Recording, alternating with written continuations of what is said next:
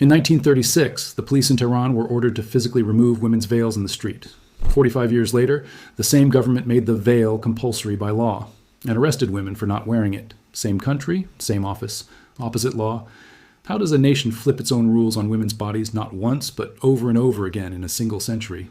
That's the story we're unpacking today. Not gossip, not scandal, but 100 years of law, religion, and resistance colliding over one of the most personal parts of human life. Before we go further, this video is not here to mock anyone's beliefs or culture. It's a history and policy explainer, how Iranian sexuality, gender norms, marriage, and reproductive rights have been shaped, reversed, and reshaped by monarchy, revolution, war, and the internet. We're covering 1925 to 2026, so buckle up. A lot changed, and a lot of it will surprise you. Our story starts in 1925, when Reza Khan crowned himself Reza Shah and founded the Pahlavi dynasty. He looked at Ataturk's Turkey and wanted the same fast-track modernization for Iran. Western clothing, secular schools, and a shrinking role for clergy in public life. In 1936, this reached its most controversial point, the Kashf-e-Hijab decree, banning the veil in public. Police were told to remove chadors from women on the street by force. For some urban upper-class families, this was liberating. Women could now attend university and take government jobs. But for many religious and rural families, this felt like a violent attack on their identity and modesty. Some women simply stopped leaving their homes rather than appear unveiled. The law aimed to modernize the female body, but it modernized it by decree, not by choice, and that tension between top-down control and personal choice becomes the theme of everything that follows. It's worth pausing on how disruptive this was at a household level. Accounts from the period describe women skipping public baths, weddings, and even funerals because they refused to appear unveiled outside their homes, and some fathers pulled daughters out of newly opened girls' schools rather than risk state pressure over dress. Clerics who criticized the decree publicly were sometimes arrested or exiled, which meant there was very little space for organized religious pushback at the time. Dissent went underground, rather than disappearing. That combination of visible modernization for some and quiet, private resistance for others is a pattern we're going to see repeat itself again and again across this century. Reza Shah's forced unveiling wasn't even the most aggressive law change of the century. Wait until you see what happened to marriage law 30 years later. And again, the opposite, 40 years after that. Fast forward to Reza Shah's son, Mohammad Reza Shah. In 1963, he launched the White Revolution, a sweeping reform package, and one plank of it gave Iranian women the right to vote. That single change rippled outward. In 1967, and again in a strengthened form in 1975, Iran passed the Family Protection Law.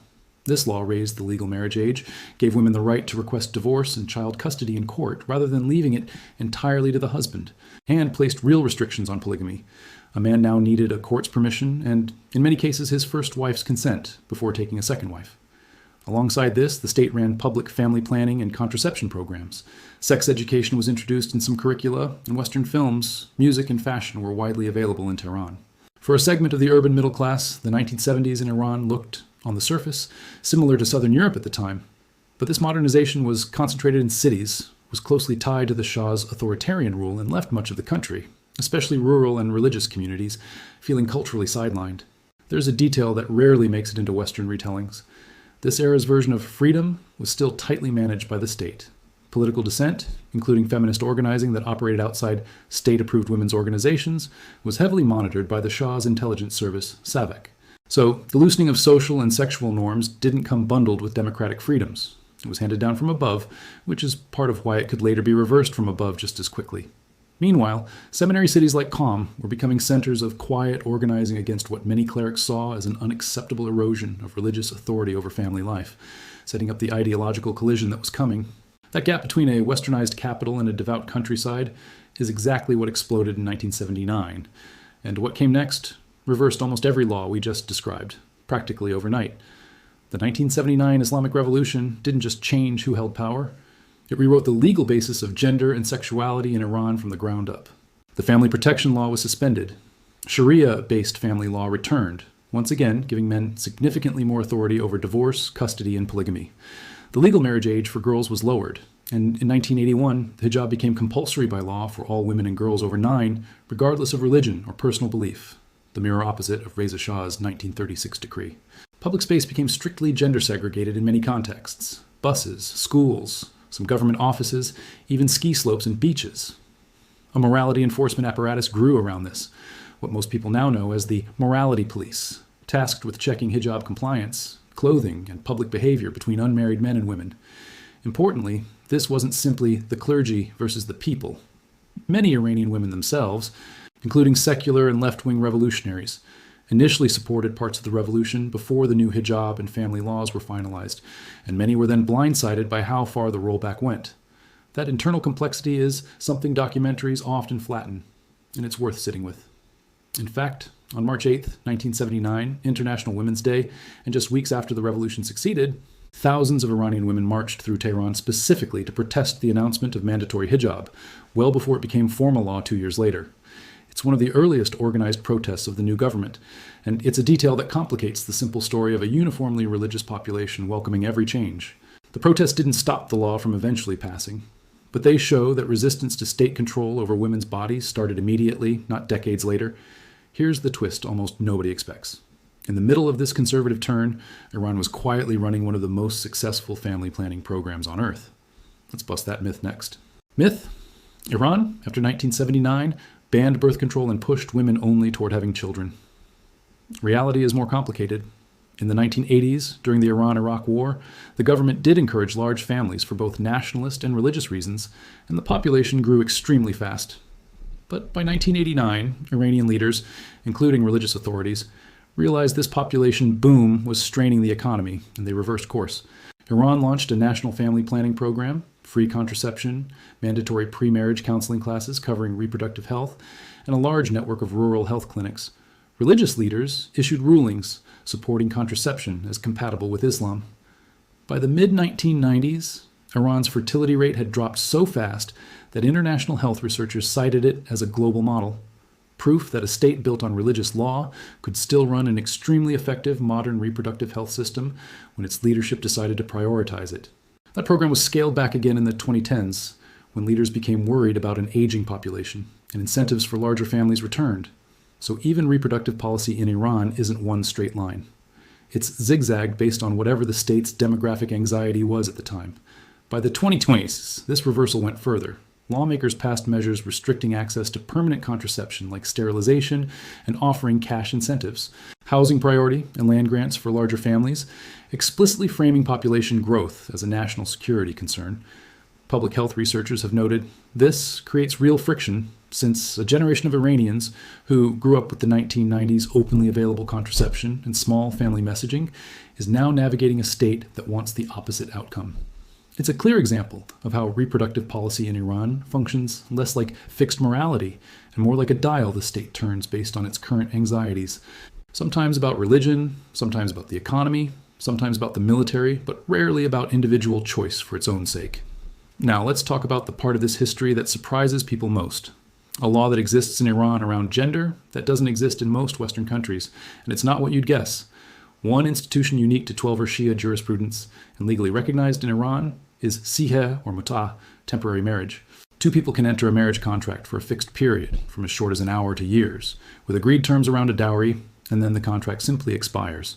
Supporters describe it as a religiously sanctioned way to formalize relationships, including for widows, divorcees, or people who cannot yet afford a permanent marriage within an Islamic legal framework. Critics, including many Iranian sociologists and women's rights advocates, argue that in practice, sigas has sometimes been used in ways that disadvantage women, offering less social and legal protection than permanent marriage, and that it has occasionally been stigmatized rather than embraced, even by the religious public it was designed for. The state has periodically tried to promote it more openly, including proposals in the 2000s to register sahih marriages through official matchmaking centers. But public reception has stayed mixed and somewhat private, which tells you a lot about the gap between formal religious law and everyday social attitudes. What makes Sigayas a useful case study for this whole video is that it shows Iranian law isn't a single monolithic block. It's a religious legal toolkit that different generations and different officials have tried to apply to very different social problems, from housing shortages that delay permanent marriage, to widows needing companionship without remarriage, to, according to some critics, providing legal cover for relationships that would otherwise be criminalized outside marriage. Whether you view it as a flexible, humane accommodation or as a loophole with real risks for women depends heavily on who you ask and which era of enforcement you're looking at. Speaking of gaps between law and real life, the biggest one might be what happened once every Iranian teenager got a smartphone. From the 1990s onward, Despite bans, satellite dishes spread across Iranian rooftops, bringing in foreign entertainment and news. Then came the internet, and by the 2010s, smartphones and social media. Surveys and independent researchers have repeatedly found a widening gap between official law and actual youth behavior. Rising rates of cohabitation before marriage in some urban centers, later average marriage ages, and much more open private discussion of dating and relationships than public law would suggest. The government responded with periodic crackdowns on satellite dishes, VPN restrictions, and content filtering alongside its own state media promoting officially sanctioned family values. But the underlying trend has been consistent. As access to outside information grew, official messaging about relationships and modesty increasingly competed with, rather than defined, how many, especially younger Iranians, actually think about dating, marriage, and personal freedom. Marriage registries tell part of this story in hard numbers. The average age of first marriage for both men and women in Iran has climbed steadily since the 1990s, and divorce rates in major cities have risen alongside it. Trends demographers link to longer education, economic pressure, and shifting expectations about compatibility and independence, rather than any single law. At the same time, matchmaking apps and messaging platforms, often accessed through VPNs, since many are officially restricted, have become a normal, if quietly discussed, part of how younger Iranians meet partners, running in parallel to more traditional family-arranged introductions that are still common in smaller cities and religious communities. There's one more layer to this most people never expect from a country famous for strict religious law, and it involves a fatwa most Western audiences have never heard of. Iranian law treats consensual same-sex relations as a criminal offense, with penalties that can be severe, and LGBTQ advocacy groups have documented significant risks, including violence, prosecution, and social exclusion, facing gay and lesbian Iranians. This is one of the harshest legal environments for same-sex relationships in the world, and international human rights organizations regularly report on it. At the same time, Iran has an unusual and lesser-known policy. It is one of the only countries in the region where gender-affirming surgery for transgender people is legal and partially state-subsidized. This traces back to a fatwa issued by Ayatollah Khomeini in the late 1980s, which classified being transgender as a treatable medical condition rather than a moral offense, opening a path for legal transition, updated identity documents, and surgery. Researchers and journalists who've studied this closely note it's a complicated policy in practice. Some transgender Iranians describe it as genuinely enabling, while others describe pressure to transition as a way of resolving what authorities perceive as gender or sexual nonconformity, rather than a policy built purely around individual choice. It's a real example of how a single legal system can be simultaneously restrictive in one area of sexuality and unexpectedly progressive on paper in another. Iran has, by some counts, one of the highest numbers of gender-affirming surgeries performed annually outside of Thailand, and the government subsidizes part of the cost and allows updated identity documents afterward. But rights groups caution that this shouldn't be read as broad LGBTQ acceptance. It exists within a legal framework that still criminalizes same-sex relationships. And some researchers argue the medical pathway can function as pressure on gay or gender nonconforming individuals to transition rather than genuinely live as they are, since a legally recognized transition sidesteps laws that would otherwise apply. Understanding this paradox, subsidized surgery next to criminalized relationships, is essential to avoid the oversimplified takes that circulate online in either direction. All of this, decades of laws, reversals, and quiet contradictions, set the stage for the moment that changed everything in 2022. Here's where the story turns. In September 2022, 22-year-old Mahsa Jina Amini was detained by Iran's morality police in Tehran over an alleged hijab violation, and died in custody days later. Her death triggered the largest and most sustained wave of protest Iran had seen in decades, under the slogan, "Woman, Life, Freedom." Women publicly removed and burned their headscarves, and protests spread to universities and cities nationwide, joined by many men as well. The government responded with a security crackdown, including mass arrests and, according to the human rights monitors, significant use of lethal force against protesters. But the protests also visibly shifted public behavior. In the months and years since, far more women in cities like Tehran have simply stopped wearing hijab in public in open defiance of the law, and enforcement has struggled to keep pace with that shift. What made this moment different from earlier waves of unrest was its scale and its symbolism. It wasn't organized around a single opposition leader or party, and it wasn't only about hijab by the end. Protesters connected the mandatory dress code to a much broader set of grievances: economic hardship, political repression, and a demand for basic bodily autonomy. International reaction included sanctions on Iranian officials and institutions tied to the crackdown, and the phrase "woman, life, freedom" originally a Kurdish rallying cry, spread globally as shorthand for the movement, showing up in solidarity protests from Paris to Los Angeles.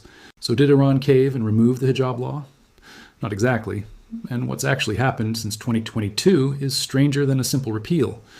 In 2023, Iran's parliament passed a new, far tougher measure often called the hijab and chastity law, adding steep fines, longer prison terms, and even employment and education restrictions for non-compliance, and extending penalties to online content that promotes not wearing hijab.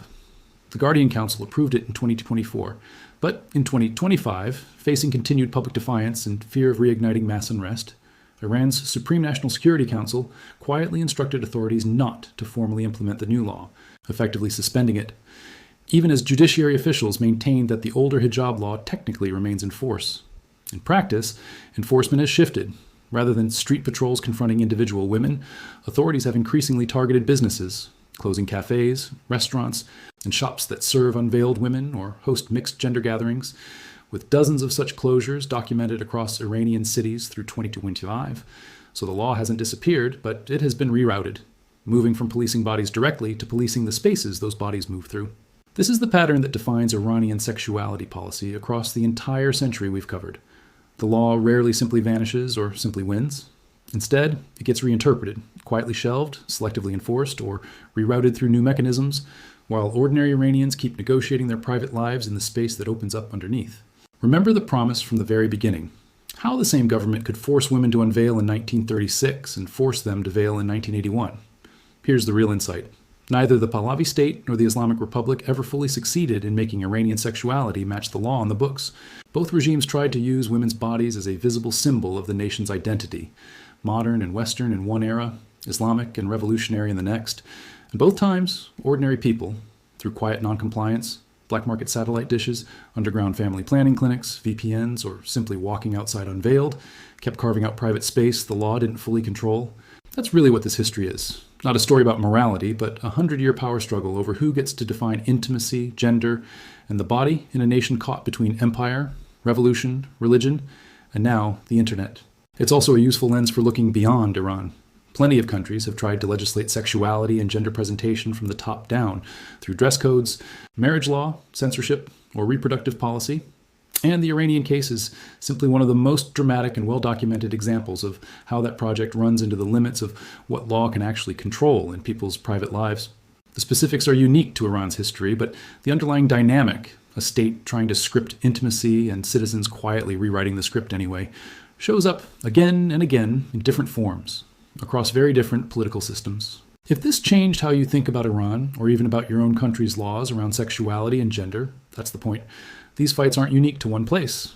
Subscribe if you want more deep, myth-busting history like this. Drop a comment with which part surprised you most. And next week, we're covering a topic just as misunderstood. How Saudi Arabia's guardianship laws have quietly changed since 2019. See you then.